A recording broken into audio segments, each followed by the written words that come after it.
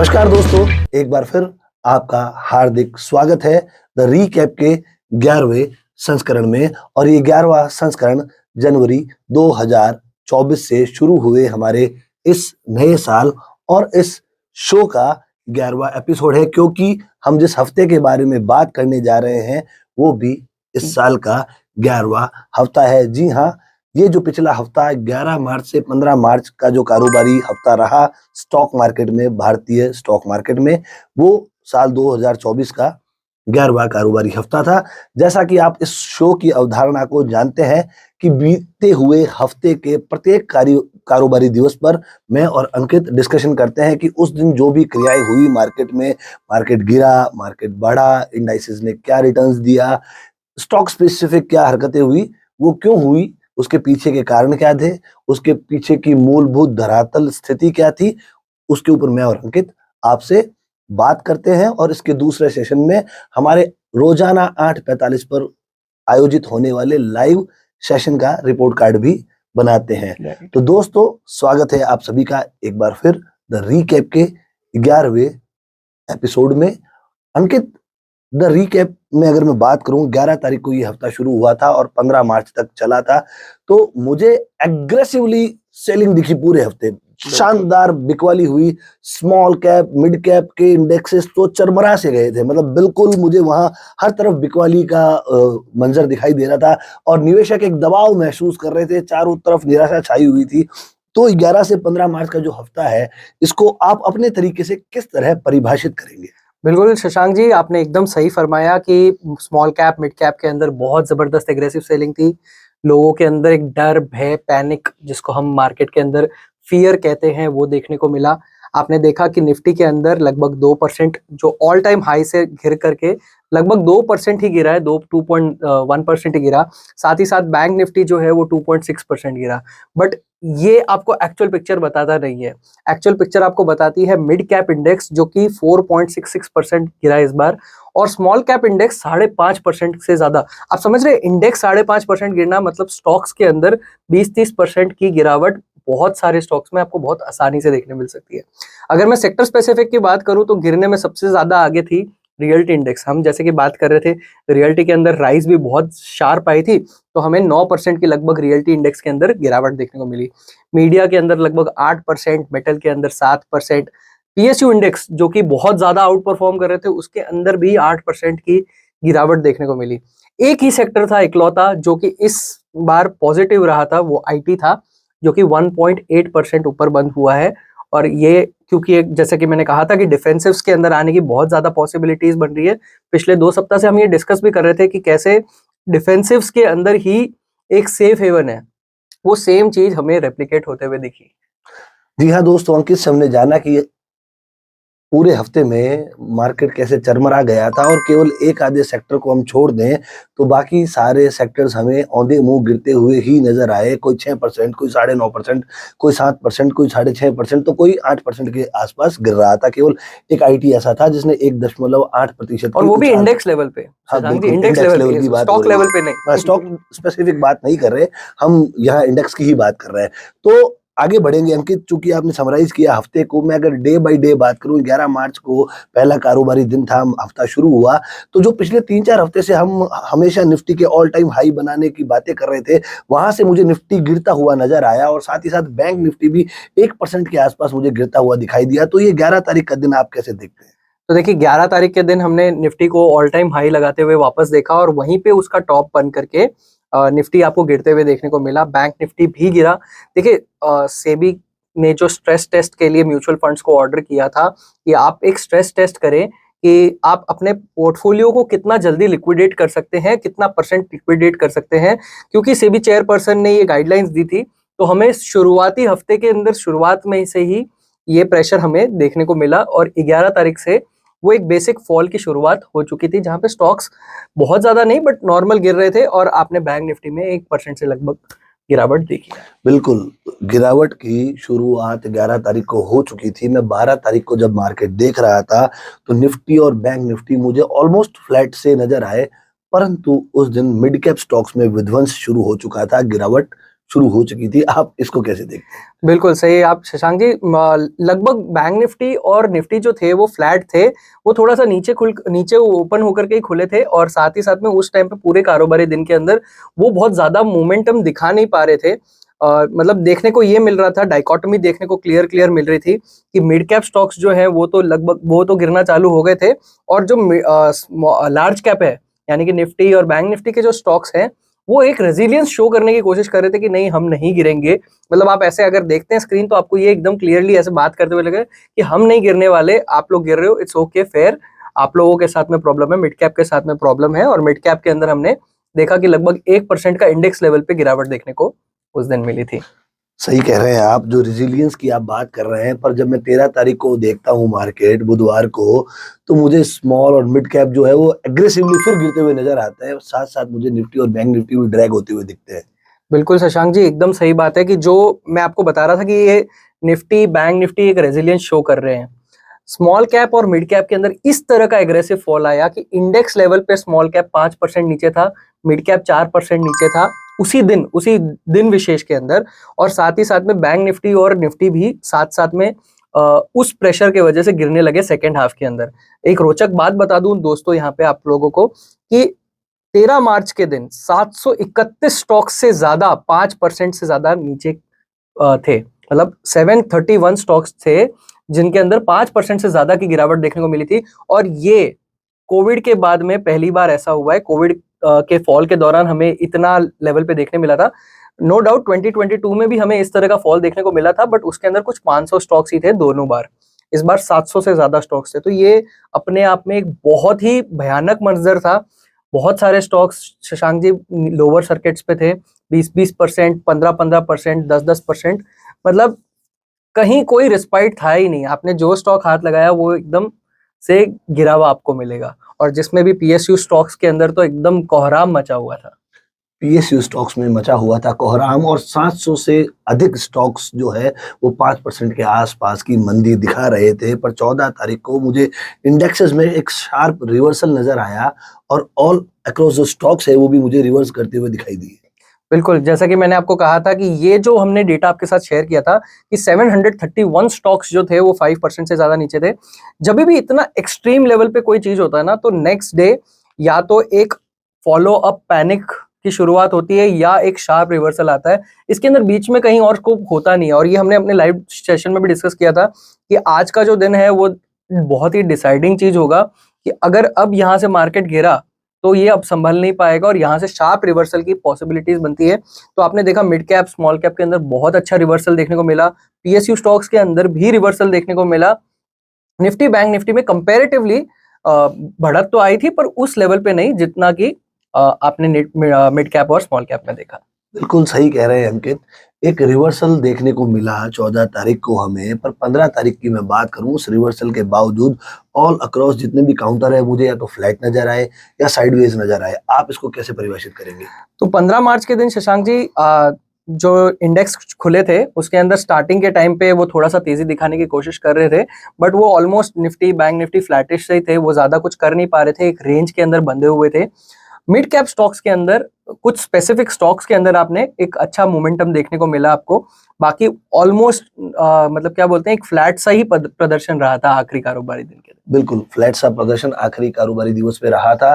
तो हमने वीडियो शुरू करते ही समराइज किया कि मार्केट ने कैसा प्रदर्शन पूरे हफ्ते में किया, फिर हमने एक एक दिन के प्रदर्शन पे बात करी। तो अंकित, थोड़ा सा मैं आपकी दूरदृष्टि चाहूंगा हमारे दर्शकों के लिए कि अगले कारोबारी हफ्ते के बारे में हम क्या सोच रहे हैं, हमारी एनालिसिस क्या कहती है? बिल्कुल, तो शशांक जी मार्च का महीना है, एडवांस टैक्स पेमेंट करने का भी एक ये मतलब क्या बोलते हैं ना टाइम था 15 मार्च के दिन। म्यूचुअल फंड का स्ट्रेस टेस्ट के वजह से भी बहुत जबरदस्त बिकवाली देखने को मिली थी। एक बहुत यूफोरिया जो चेयरपर्सन मार्केट के अंदर बोल रही थी, सेबी चेयरपर्सन बोल रही थी कि यूफोरिया है मार्केट के अंदर। कई सारे फंड मैनेजर्स जो है वो इस बात को डिनाई कर रहे हैं, बट आप देख रहे हैं कि मार्च के आने वाले 2 हफ्ते के अंदर हम मोटा मोटा वॉलेटिलिटी को बढ़ते हुए देखेंगे। मतलब वॉलेटिलिटी बढ़ने का मतलब है कि उतार चढ़ाव दोनों ही तरफ ज्यादा हो सकता है, एक बहुत स्टेबल एनवायरनमेंट नहीं मिलने वाला। बट मेरे हिसाब से अगर मैं आपसे बात करूं तो एक वो जो पैनिक वाला एकदम एग्रेसिव सेलिंग वाला पैनिक वाला मोड था, अब उस लेवल का पैनिक ना देखने को मिले हमें। शायद अगर मार्केट में नीचे जाना भी है तो हमें एक ड्रैग दिखे, मतलब धीरे धीरे वो एक वापस उस जगह पर जा करके अपने आप को उछालने की आगे कोशिश कर सकता है। मोटा मोटा ये है कि मैं लोगों को सलाह दूंगा कि स्टॉक स्पेसिफिक जिसके अंदर आपके वैल्यूएशंस ठीक ठाक हैं, उन स्टॉक्स के अंदर आप अक्यूमुलेशन कर सकते हैं आने वाले हफ्ते, मतलब आने वाले महीने के लिए रादर।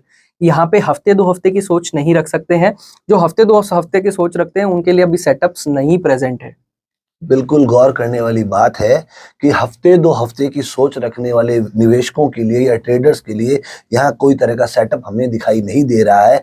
परंतु अंकित ने ये भी बताया कि आपको बहुत ज़्यादा पैनिक करने की ज़रूरत नहीं, क्योंकि सडन रिवर्सल आपको नहीं दिखाई देगा। ड्रैग डाउन होता हुआ मार्केट आपको ज़रूर दिखाई दे सकता है, पर वहाँ से वो वापस अपने कदम बढ़ा सकता है प्रगति की ओर, ऊँचाइयों की ओर। तो ये हमारा डिस्कशन था मार्केट के ऊपर। तो साथियों, बढ़ते हैं हमारे शो के दूसरे सोपान पर, जहां मैं और अंकित मिलकर बनाते हैं रिपोर्ट कार्ड हमारे रोज सुबह नियमित होने वाले लाइव शो का, जहां मार्केट खुलने से पहले 8:45 पर हमारी टीम आपसे होती है मुखातिब, और अंकित एज अ रिसर्च एनालिस्ट आपसे करते हैं चर्चा कि उस दिन के मार्केट में उन्हें क्या लगता है, उनकी दूरदृष्टि में ये हफ्ता कैसा है, या हमारे निवेशकों को इस मार्केट में किस तरह का रुख अख्तियार करना चाहिए, कौन सा स्टॉक उन्हें समझ में आता है, कौन सी थीम उन्हें अच्छी लगती है, या कौन से सेक्टर स्पेसिफिक पे वो आपसे बात करना चाहते हैं।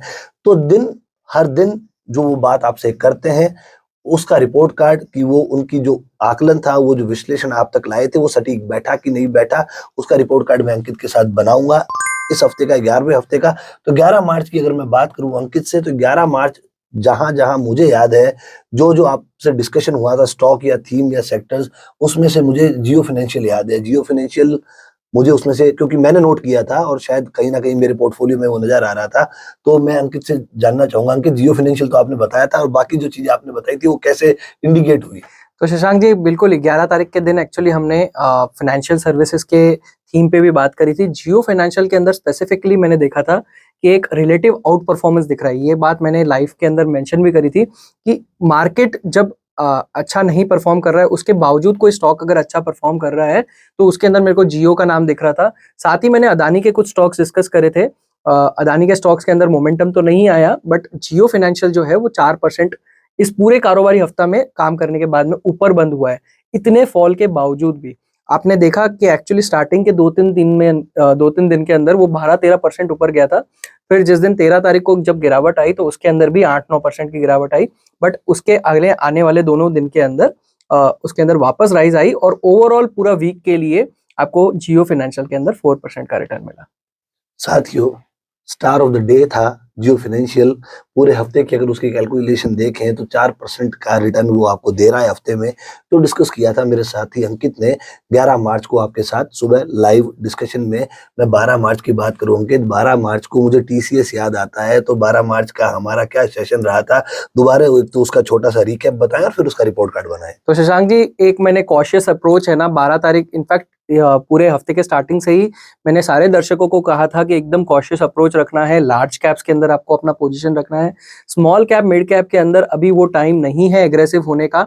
इसीलिए मैंने आईटी सेक्टर चुना था, जो कि एक डिफेंसिव बेट भी था। और पिछले 2 हफ्ते से भी अगर आप देख रहे होंगे, आईटी फार्मा की हम काफी बात कर रहे थे। तो आईटी के अंदर मैंने टीसीएस चुना था। टीसीएस के अंदर हमने लगभग 2.5% की तेजी देखने को मिली पूरे सप्ताह में।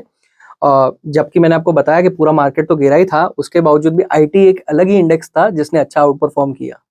बिल्कुल, सारे इंडेक्सेस में अकेला आईटी का इंडेक्स ऐसा था जिसने आउट परफॉर्म किया। तो 12 तारीख को जहां टीसीएस हमें 2.7% की ग्रोथ देता हुआ नजर आया, वहीं 13 मार्च को जो स्टॉक्स आपके साथ डिस्कस किए गए थे, उसमें से मुझे इन्फोसिस याद आता है। बिल्कुल। तो एग्जैक्टली 13 तारीख को, जैसा कि मैंने बताया था, एक्चुअली 13 तारीख को शशांक जी, मैं फ्रैंकली बोलूं तो मैंने जब लाइव आया था ना, तो मेरे पास एक्चुअली कोई स्टॉक्स डिस्कस करने के लिए थे ही नहीं, क्योंकि मार्केट जिस तरह से हैवी होकर के एक दिन पहले गया था, वो बहुत ज्यादा दिक्कत में लग रहा था। और ये बात मैंने मेंशन भी करी थी कि मैं आपके लिए सिर्फ और सिर्फ एक डिफेंसिव थीम के अंदर 3 स्टॉक्स में लेकर के आया था। उसके अंदर से इन्फोसिस 1% ऊपर चला था, और वो तीनों स्टॉक्स आईटी स्टॉक्स थे बाय द वे। और ये बात मैंने एकदम क्लियर मेंशन करी थी अपने लाइव प्रोग्राम के अंदर कि मार्केट के अंदर बच के रहने की बहुत ज़्यादा ज़रूरत है। मेरा बोलना हुआ, और उस दिन मार्केट का बहुत ज़बरदस्त फॉल देखने को मिला। ये सिर्फ एक कोइंसिडेंस था। बिल्कुल, ये है सजीवता, ये है सहजता हमारी टीम की, जो अपने आकलन को कोइंसिडेंस का नाम दे देती है, मतलब ये गर्व नहीं कर रहे हैं नहीं अपनी नहीं, इस वो है बात भी। पे। ठीक है, तो जैसा कि हमने आपके साथ डिस्कस किया कि 13 तारीख को मार्केट बहुत शानदार वाला विध्वंस उस दिन देखने को मिला था। हफ्ता भी कारोबार के लिए अच्छा नहीं था और बड़ी सादगी से मेरे साथी ने आपको कहा कि उस दिन सुबह मेरे पास डिस्कस करने के लिए कुछ था भी नहीं।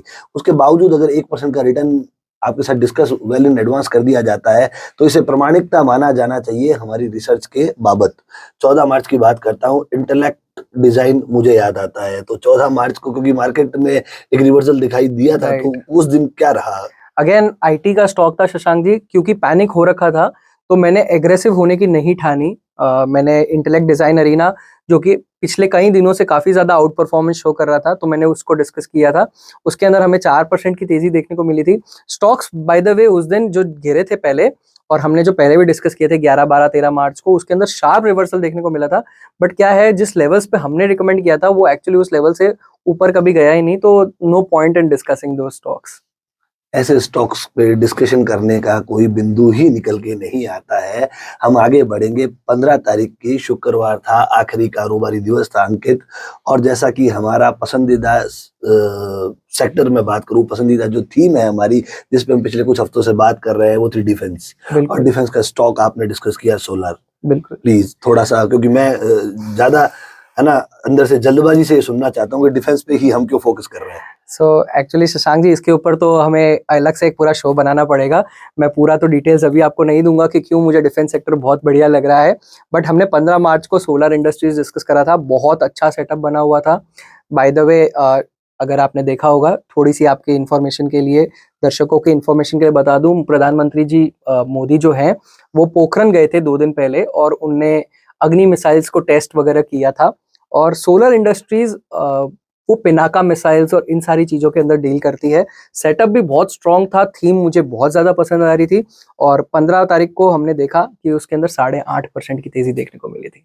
15 तारीख को हमारी डिस्कस की गई थीम में 8.5% की तेजी देखने को मिली, और ऐसा नहीं है कि ये थीम उसी दिन डिस्कस हुई थी। हम पिछले कुछ हफ्तों से डिफेंस पर बात कर रहे हैं, और बिल्कुल अंकित, दर्शकों को बता देना चाहेंगे कि डिफेंस के ऊपर हम आपके लिए वाकायदा एक शानदार पूरा इंसाइटफुल शो लेकर आएंगे, जो डेडिकेटेड होगा इंडिया के डिफेंस सेक्टर के ऊपर। तो दोस्तों, ये था रिपोर्ट कार्ड इस हफ्ते का, जब हर सुबह मेरे साथी अंकित मोहता आपसे लाइव आकर मुखातिब होते हैं और दिन ब दिन आपके साथ डिस्कशन करते हैं कि उन्हें क्या समझ में आता है और आपको कैसे सूचित निर्णय लेना चाहिए।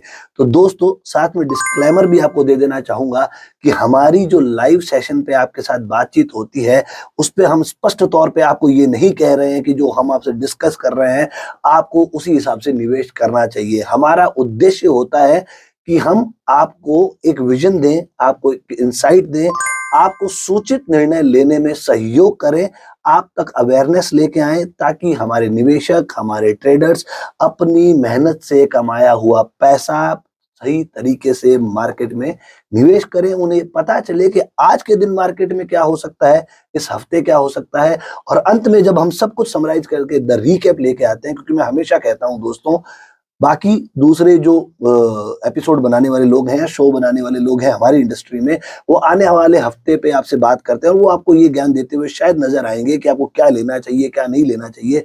वहीं हम हैं जो बीते हुए हफ्ते पर बात करते हैं, ताकि हम अपने बीते हुए से सीख कर आगे बढ़ सके। यस। हम भी सीख सके, हमारे दर्शक भी सीख सके, और हम इसलिए हर दिन की घटना पे बात करते हैं, ताकि आपको भी ये पता चले कि उस दिन वो घटना क्यों हुई थी, उसके पीछे के कारण क्या थे। तो 2 टुकड़ों में बटा हुआ हमारा ये शो, जहाँ हम हफ्ते का समराइज करते हुए दिन ब दिन हर दिन घटने वाली घटनाओं पर नजर डाल के आगे बढ़ते हैं, और उसके बाद में हर दिन हमारी की हुए विश्लेषण पर हम एक रिपोर्ट कार्ड बनाते हैं। तो दोस्तों, द रीकैप में मैं और अंकित आपसे हर हफ्ते मिलते रहेंगे। तब तक हम दोनों की तरफ से आप सभी का हार्दिक धन्यवाद। जय हिंद। जय हिंद।